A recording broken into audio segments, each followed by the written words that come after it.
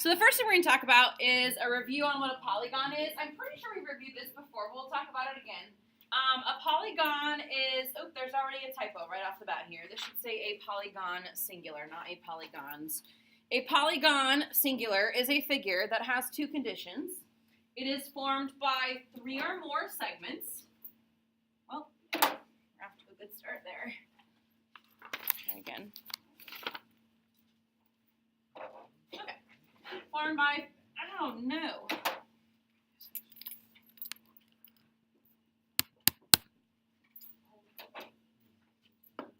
Okay. Formed by three or more segments that we call sides. Okay, it can't just be two segments, because then all you have is an angle, or just a set of parallel lines or something. Where no two sides are collinear. And then each side intersects exactly, so no more, no less, two other sides. So a polygon is some kind of enclosed figure that has three or more sides to it, where each side is intersecting exactly two other sides. Now, when those sides connect, they connect at these little end points, these little corner points. And what do we call those points? Each one's called a vertex. What is the word for vertex plural? Vertices. Very good. Okay, so a vertex, just in general, you guys, is like a corner point. Now, a couple of things up here that are tied into this that are not on here, and I believe we've talked about them already this year. Let me see if it's on the next slide. Is that your polygons can have no curves. So give me a shape that would not be a polygon if that is a circle or an oval or an arch or something like that, or like a rainbow shape. And then it can't have any like gaps or openings.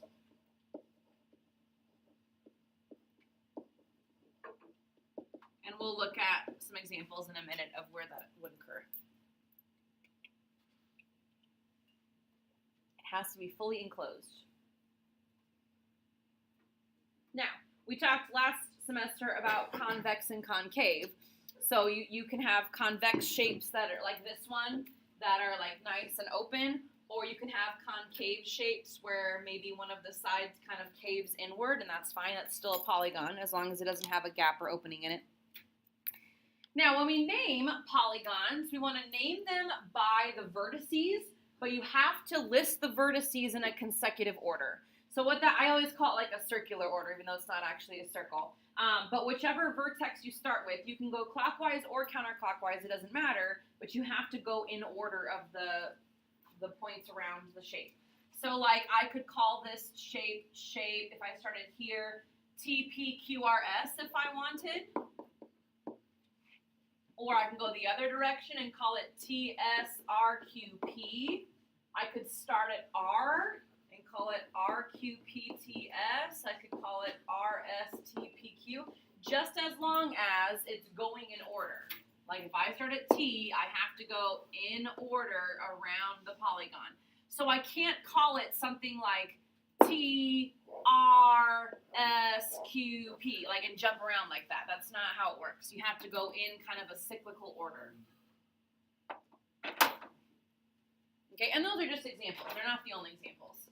So just keep in mind this whole chapter, when you name figures, you can name it in any order you want. You can start with whatever vertex you want as long as it goes in a consecutive order. So let's just, before we move on any further, this first example, there's 6 figures there, and I want you to state whether or not it's a polygon. Or circle the ones that you think are not polygons. How about we do that? Let's circle the ones we think are not polygons in this first example. Circle the shapes you think would not meet the criteria of a polygon. So remember, it has to have 3 or more sides. Each side can only intersect 2 other sides. No more, no less. No curves. And no gaps or openings.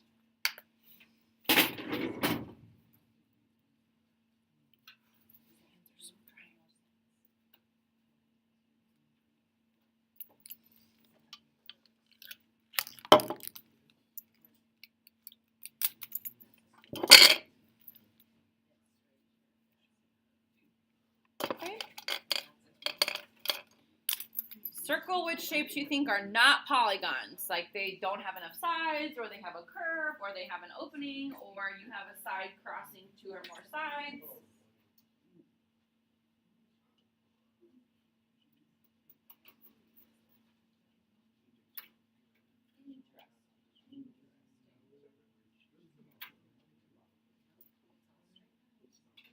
Okay.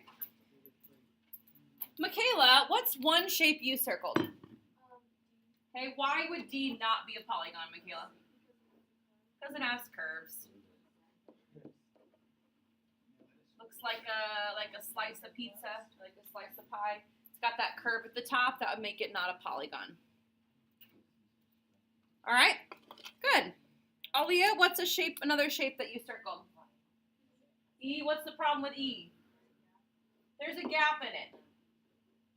Now, the reason by definition why a gap would make it not a polygon is because then you have it in our definition. It says every side has to intersect exactly two sides, no more, no less. You would have a side here that's only intersecting one other side instead of two. And there's actually, and I saw a couple of you have it circled, but not all of you, there's actually one more shape that is also not a polygon. Okay? Do you have a reason why? You're correct, F. Do you have a reason why? Okay, let's look at this side right here.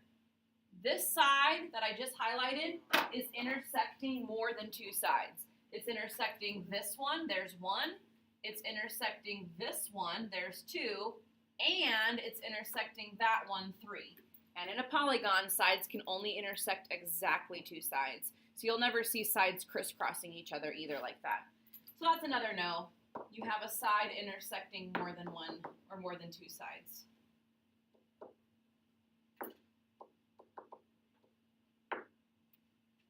All right, good. Kind of review. I feel like we've talked about this before. Last little definition here for the day, diagonals of a polygon. So I think you guys, for the most part, know sort of what the word diagonal means. Now, when we think diagonal, we think just like straight catty corner across. So like Connor Jensen would be like in my diagonal right here. But a diagonal can actually be a line segment cutting through to any other vertex besides the ones directly next to it. So a diagonal of a polygon is a segment that joins two non-consecutive. Ooh, big word there, non-consecutive. So that word means like not right next to. If you don't know what that word means. Consecutive means like right next to. Remember consecutive interior angles were angles right next to each other. Non-consecutive means not next to. Vertices. Oh, I just wrote it right there in parentheses too. That's okay. So then I have a couple shapes here. I have this lovely pentagon and a lovely little quadrilateral. If I pick a vertex here, I'm just going to pick totally random. A diagonal would be any line segment going from this vertex to a vertex not directly next to it. So this would be a diagonal, and this would also be a diagonal. But if I connected it to the vertex directly next to it, that's not a diagonal, that's just a side of the polygon. So that's why it can't be one right next to it.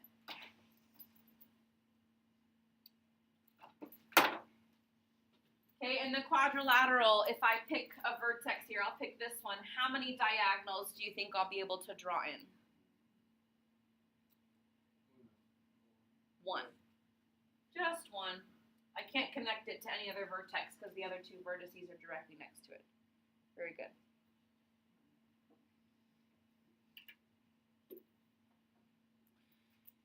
Now, what these diagonals have done is now, in either case, they've taken our polygon and split it into what kind of shape?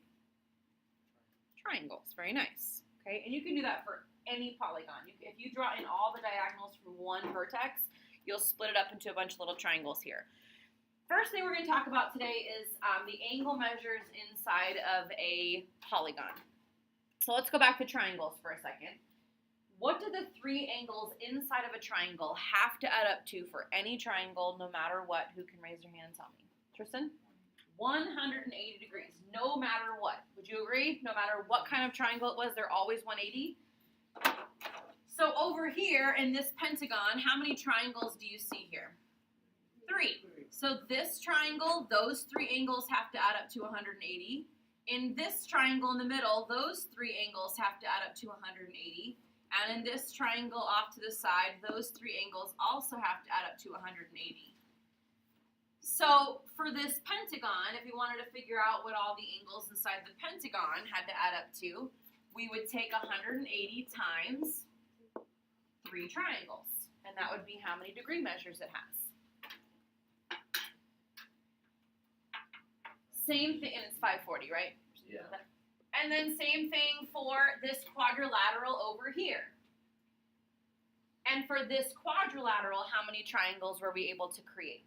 Okay, 2 triangles. So this triangle, those 3 angles have to add up to 180. And this triangle down here, those 3 angles have to add up to 180. So you'd be taking 180 times 2, which is what? 360. Okay. So in general, let's look at the relationship between how many sides the figure had and how many triangles we were able to create. So in this first figure, how many sides did this figure have originally? 5 sides, right? And how many triangles was I able to create with one of the vertices? 3. Nice little algorithm here. How many sides did this shape on the right have originally? 4. And how many triangles was I able to create? 2. So what appears to be the relationship between how many sides it has and how many triangles you were able to create? There's always 2 less than the number of sides you have, right? Let me just test this theory for a moment. Now don't judge, because you guys know the art skills are lacking, but I'm gonna draw a hexagon here. It's not too. Oh. It doesn't have to be regular. I never said it was regular. I never said regular. Okay. So how many sides does a hexagon have? 6. And how many triangles do you think I should be able to create? 4. It's always going to be the number of sides minus 2. So let me check. I have a vertex here, and I'm just picking the vertex randomly, by the way. And I'm going to draw in however many diagonals I can. I can draw 1 to that vertex. I can draw 1 to that vertex. I can draw 1 to that vertex, and it's split into 4 triangles, okay? So it's always going to be the number of sides minus 2. And that's our first major formula for the day. The polygon interior angles theorem says to find the sum of interior angles of any polygon. Oh, it has to be convex though for this one. It can't be concave, but you won't see any that are concave, so you don't worry about that. But the sum of interior angles for any convex polygon, our formula or algorithm here is you're going to take the number of sides it has minus 2, because that'll be how many triangles you'd be able to create, times 180 for each triangle. So I'm going to make myself a little note here just in case I forget what n means. N is the number of sides it has. Now, however many sides it has is also how many angles it has. So sometimes they'll well, just make sure you guys understand that however many angles it has, that's also how many sides it has. So sometimes it's easier just to count how many angles there are instead of how many sides there are, but it should always be the same number. If it has 7 sides, it has 7 angles. If there's 8 sides, there's 8 angles, so on and so forth. Okay? So in this first example problem, so all you guys need to write down in that box is really just this, the formula, and then I would go ahead and write what I have in green as a little note. The first part is already written right there.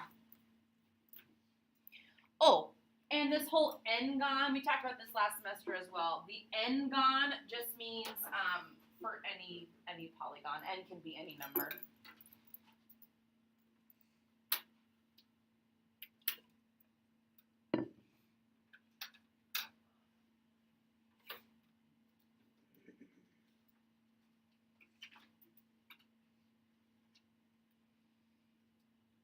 Do you all have that formula written down? N minus 2 times 180. That's important. Okay, so in the first figure here, we're going to find the sum of the measures of the interior angles for each figure.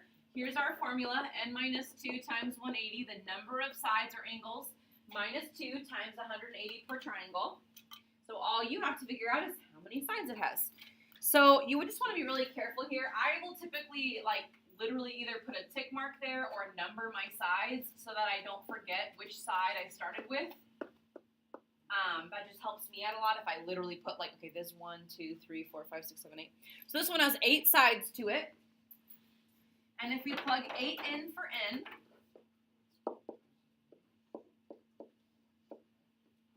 this will tell us what all of the angles in this octagon have to add up to no matter what. 8 minus 2 is 6. And then you would type in 6 times 180 into your calculator.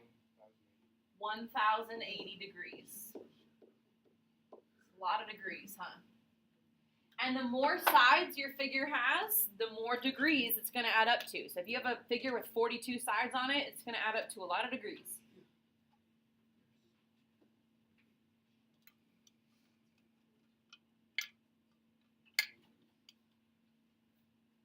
Okay.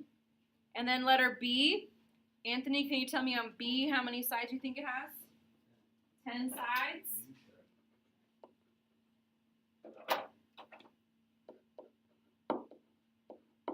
So the only difference when I plug it into the formula is now instead of 8 minus 2, now it's 10 minus 2. It's always the number of sides minus 2. 10 minus 2 is 8. And McKenna, can you tell me when you get a chance what 8 times 180 is? 1,440. Lovely.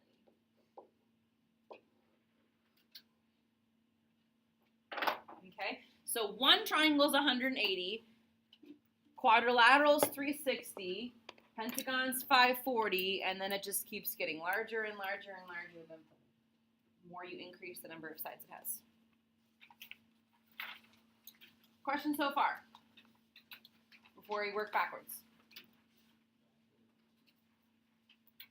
Okay.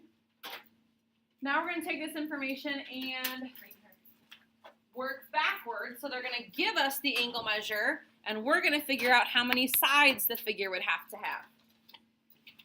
So it says the sum of the measures of the interior angles of a convex polygon is 900. So essentially they're starting us off with the answer, and we have to work backwards to figure out how many sides it has. So again, I'm an algebra person, so I typically will set up an equation. So here's my formula for how I figure out how many degrees it adds up to. N minus 2 times 180. That's how I figure out how many degrees it adds up to.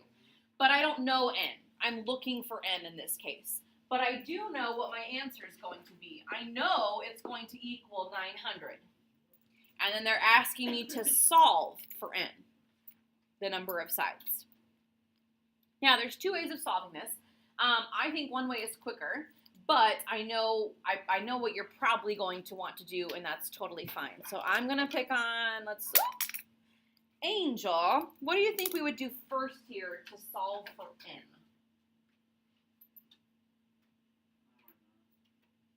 Okay. Okay. Divide by what? 900. I want to get n alone, remember. So I need to isolate n. So I need to get rid of this stuff over here.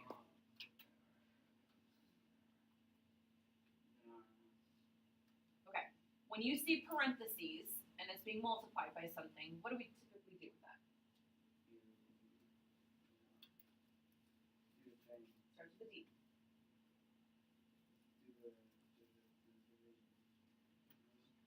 What word? Distribution. Okay. So if we distribute the 180 through, we get 180 n, right? 180 times n is like 180 times x, 180 n. Minus, what's 180 times 2? 360. And by the way, you're allowed to, the 180 doesn't have to be in front of the parentheses. It can be behind and you're still distributing. And then equals 900. And now it's a two-step equation. Right? At this point, Benny, what would I do next to solve for n?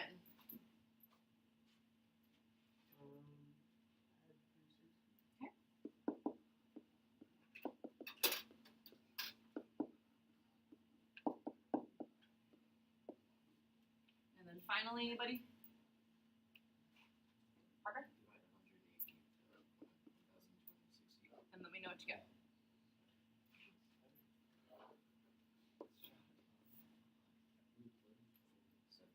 7? Lovely.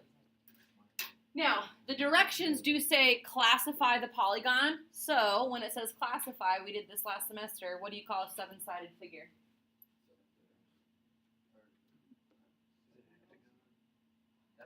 Heptagon with a P.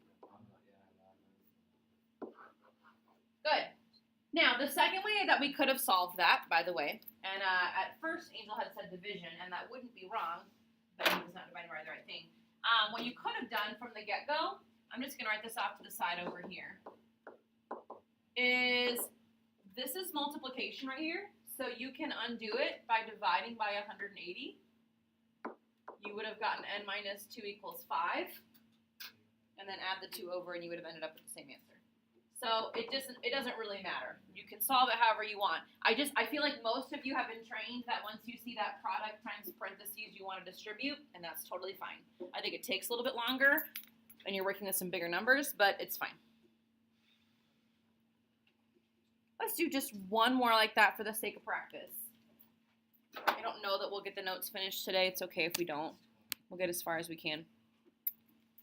We're going to set it up the exact same way. Here's our formula, n minus 2 times 180. I don't know n. It says classify by the number of sides. I don't know the number of sides. But I do know that this sum is supposed to be 1800 degrees.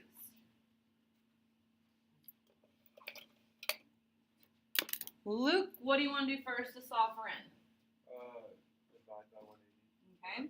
Luke's going to do it the other way to solve it this time, which is fine. You can distribute if you want. Go ahead and distribute if you're used to it. It'll always come out to be 180n minus 360, by the way, every time you distribute. We can cross off the 180. I know that one. Yeah, I can do that one in my head. It's 10. But just don't forget, you still have to get n alone by doing what? Adding 2. Good. And we get n equals 12. Ooh, 12-sided figure. What is it? That's 10.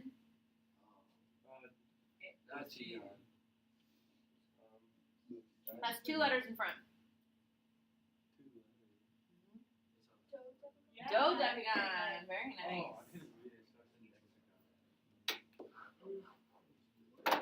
Now, remember, guys, anything after 12 and including 11 is just like 13 gone, 14 gone, 15 gone, 16 gone. So anything after that, you would just call it like that. Okay.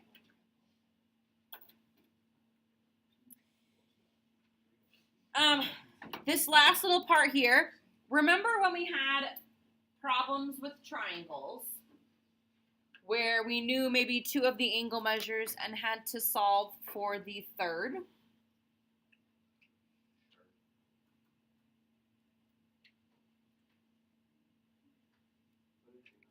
Okay. Oh, this right here, this is, it says every quadrilateral is 360. So you guys have the fact memorized that every triangle, the angle measures inside have to add up to 180. For every quadrilateral, it's 360. You can choose to memorize that fact, which I bet you will, or you can always just use the n minus 2 times 180 formula. But remember back to when we had triangles, and we would say like, okay, this angle's 40 degrees, and this angle's 30 degrees. It's not drawn to scale right now, that's okay. Find the third angle. How did we find the third angle? Okay, we added what we knew and subtracted it from the total, right? Which happened to be 180. We're going to do the exact same thing here, but now the total is not 180. Now it's something different because it's not a triangle, right? And if you try and subtract from 180, you're going to get a negative number, and we don't deal with negative angles in geometry. So our first figure here is a quadrilateral. So step 1, you have to figure out, what do these even add up to? Like, what are these angles supposed to be totaling? Because it's not 180 if it's not a triangle. So that's step 1. Figure out the total.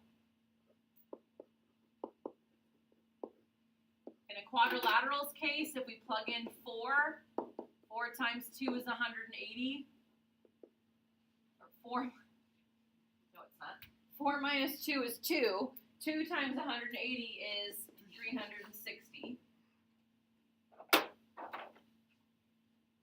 So now that we know what it's supposed to add up to, now we can add what we know and just subtract from the total, which happens to be 360 for a quadrilateral. So if I add the 108 and the 121 and the 59, you get 288. And I'm not going to subtract from 180 because it's not a triangle, so that doesn't make sense, but I'm going to subtract from 360.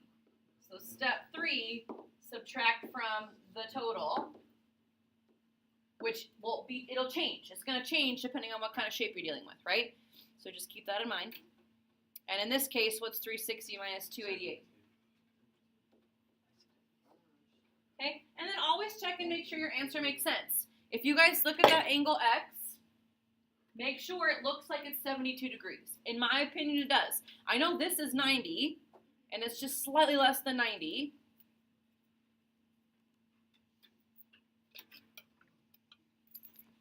Okay, the next one, is that a quadrilateral? No. No. How many sides does this one have? Or how many angles does it? Count how many angles it has. Sometimes that's easier. How many angles does it have? 6. So step 1, you have to figure out what does it even add up to? So instead of 4 minus 2 times 180, we're going to do 6 minus 2 times 180. Which comes out to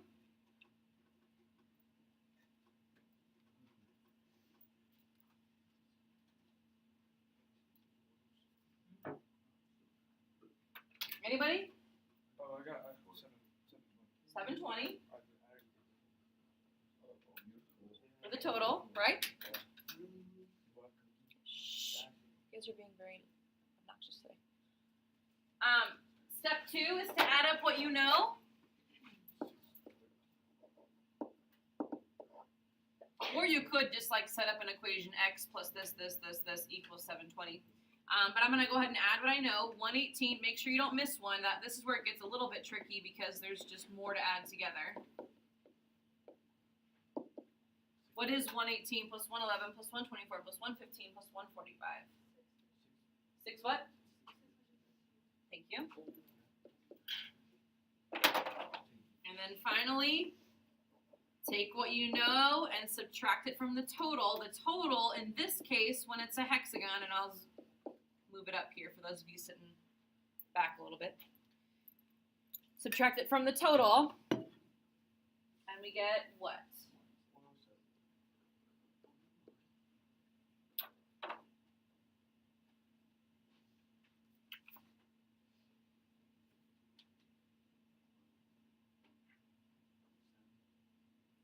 Okay.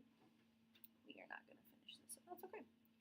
The last little thing I want to talk about, just real, because it's going to be fast, is exterior angles. Exterior angles are a little bit simpler than interior angles. Exterior angles of any figure, no matter, and 107 was the final answer. Exterior angles for any figure, no matter how many sides it has, for any convex figure rather, is always 360. So in this box, I left a little blank there. It says the sum of the measures of the exterior angles of a convex polygon, one angle at each vertex, is always 360, no matter what. Exterior, always 360. Does not matter how many sides it has. I'm on the last page. I skipped a little bit. We'll have to come back to that on Monday, which is fine.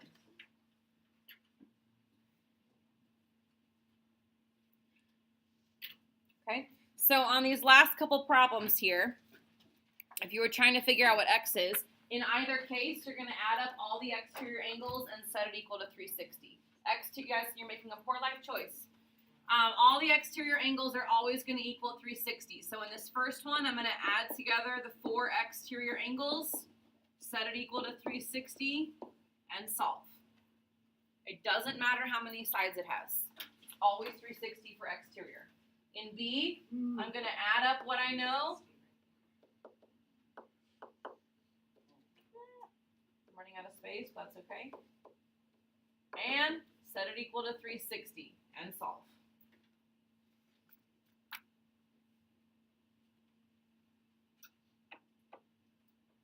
And I don't really have time to solve it right now, so I'm not going to.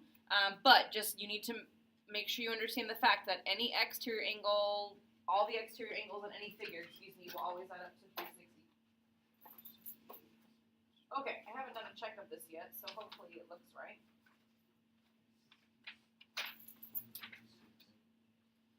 I might have to adjust your homework slightly. Although, I mean, you have all the information, I just didn't get to all the example problems. But it's not.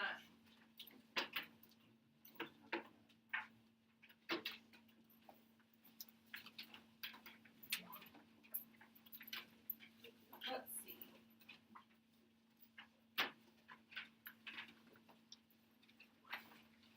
You should for sure be able to do the first page.